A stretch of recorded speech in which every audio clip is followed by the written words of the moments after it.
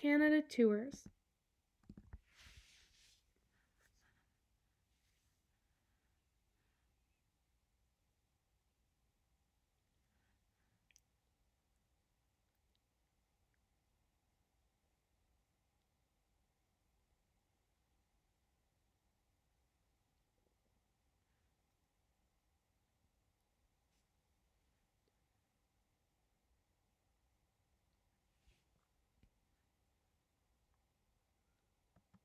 British Columbia. Trans-Canada Highway runs from Victoria to St. John's, a distance of 7,821 kilometers. While it's a fairly direct route, do plan to drive some of the scenic byways so you see the country properly. Allow a minimum of 2 weeks, though really 3 to 4 weeks would be ideal. Even though the Trans-Canada Highway officially starts in Victoria, I'd recommend starting in Tofino on the west coast of Vancouver Island. It's a fantastic town full of wonderful places to stay, amazing eateries, the incredible Long Beach, surfing, whale watching, hot springs, and if you get the chance to see the massive trees of the Cathedral Grove. From Tofino, you could drive back to Victoria and spend a few days there, or if you're ready to get a move on, drive to Nanaimo and catch a ferry to Horseshoe Bay. You can easily hook up with the Trans-Canada Highway from there, or if it's a glorious sunny day, make a detour and drive the Sea to Sky Highway to Whistler. BC has so much to offer, and that it's worth spending an extra day in this province. If you need to stretch your legs, stop in Squamish and hike the Chief. The views are exceptional, and you'll only need 2 to 3 hours to do it properly. There's a view from the top of the Chief. Continue driving east on the Trans-Canada Highway. From Vancouver, it's a 4-hour drive to reach Salmon Arm. And if you're hungry and want a picnic, pick up supplies at DeMille's Farm Market. It's one of the first markets you'll reach as you drive east through Salmon Arm. Or if you want a great piece of pie with a cup of coffee, stop at the Shuswap Pie Company. Revelstoke is a further hour's drive away, and maybe just the place to call it a night. There are lots of B&Bs around. If you're not traveling with kids, check out the Courthouse Inn, Revelstoke. If you're keen to get out of the car, go for a full-day hike to Eva Lake in nearby Mount Revelstoke National Park. After the hike, you could comfortably drive to Golden, Field, or even Lake Louise. Near Field, you'll be close to the beautiful Emerald Lake Lodge, Cathedral Mountain Lodge, excellent camping in Yoho National Park. Try one of the walk-in sites near Takaka Falls, or choose from one of the many options in Lake Louise.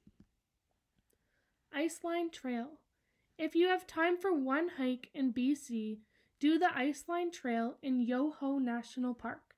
There are exceptional hikes around Lake O'Hara, but unless you've planned well in advance, it will be too difficult to get a seat on the bus to the trailhead. Alberta. If you've made it to Lake Louise, then you're within an arm's reach of one of Canada's most beautiful drives. It's a 3-hour drive to Jasper one way without stops.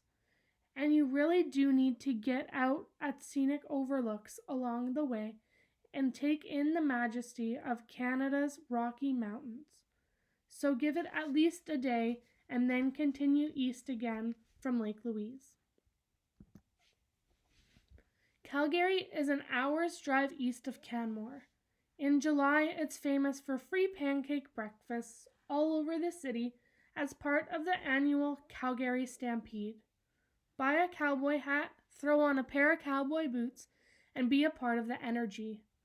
Other places to visit include the world-class National Music Center, the East Village Pop-Up Market Thursday through Sunday, the Calgary Zoo, and of course the network of hiking and biking trails along the Bow and Elbow rivers. And for a hotel with an awesome outdoor pool scene that's centrally located, check out Hotel Arts. There's one more stop you have to make in Alberta, Dinosaur Provincial Park. It's a UNESCO site and home to the largest concentration of complete dinosaur bones and skeletons. I am not crazy about dinosaurs, but I am a fan of the superlative Badlands scenery you find here, especially at sunset. Sign up for a tour. You need a full day to take advantage of the tours and short interpretive hikes. There's a picture of Dinosaur Provincial Park. Saskatchewan. From Brooks, it's a 2-hour drive to Maple Creek, and that's where you'll want to spend the night. Stay at the Ghost Town Blues B&B near the scenic Cypress Hills. Stay in authentic cowboy cabins, sheep wagons, covered wagons, and enjoy the starry nights. This is what your night would look like from a covered wagon. Hopefully you'll be lucky and you'll catch a summer storm as you drive across Saskatchewan. The skies here are big and beautiful. Other stops to make include the tunnels of Moose Jaw and the RCMP Heritage Center in Regina. Manitoba. I have to admit, I'm not a huge fan of the drive across the prairies, but I do love Winnipeg, and I would highly recommend at least a day in the city. Check out the polar bears in the Assiniboine Zoo and maybe visit the Canadian Museum for Human Rights.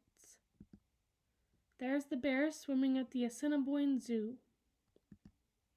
Ontario.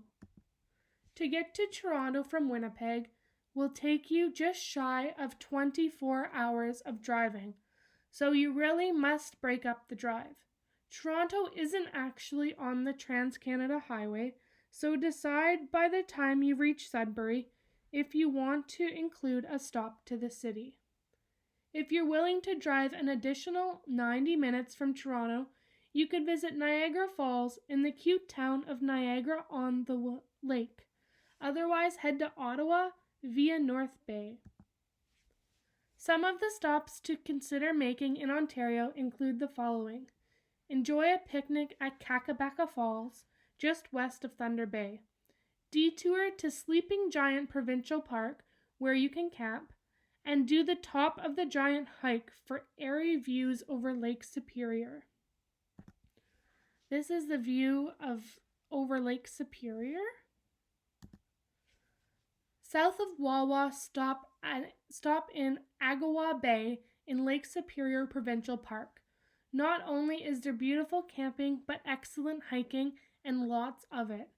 Try the Nokomis Trail.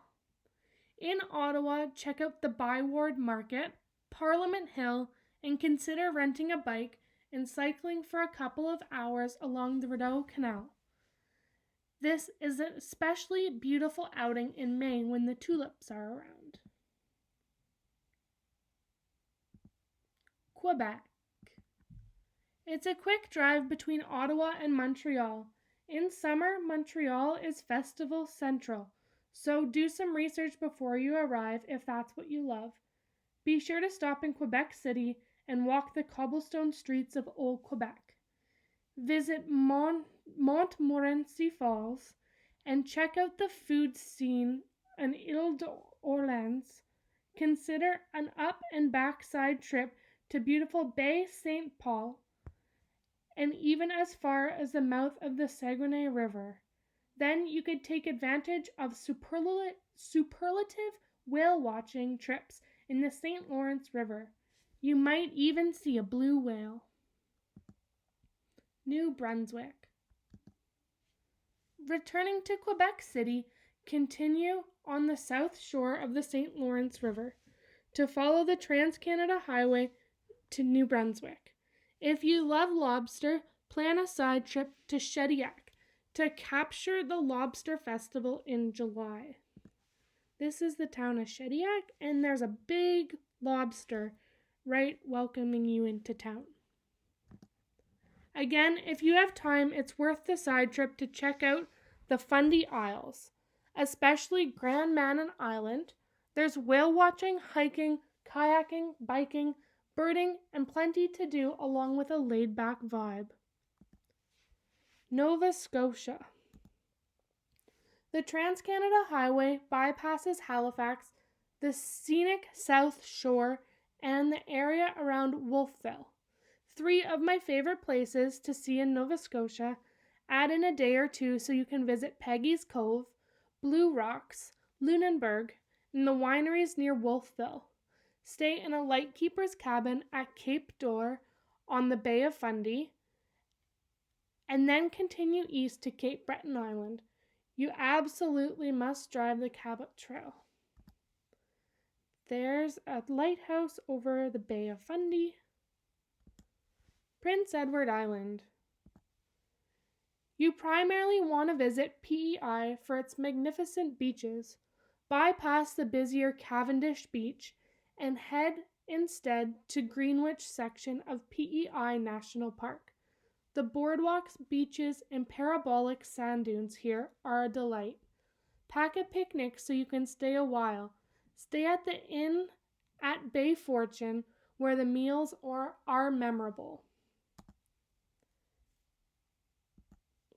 Newfoundland.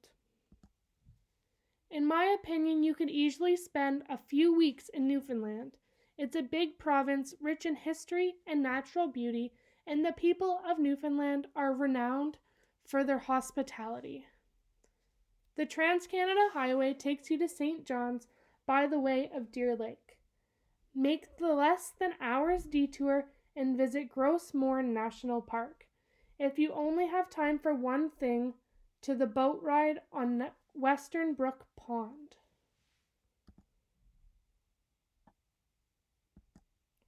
From Deer Lake, it's a 6.5-hour drive to St. John's. To break it up, hike the Alexander Murray Trail near Kings Point.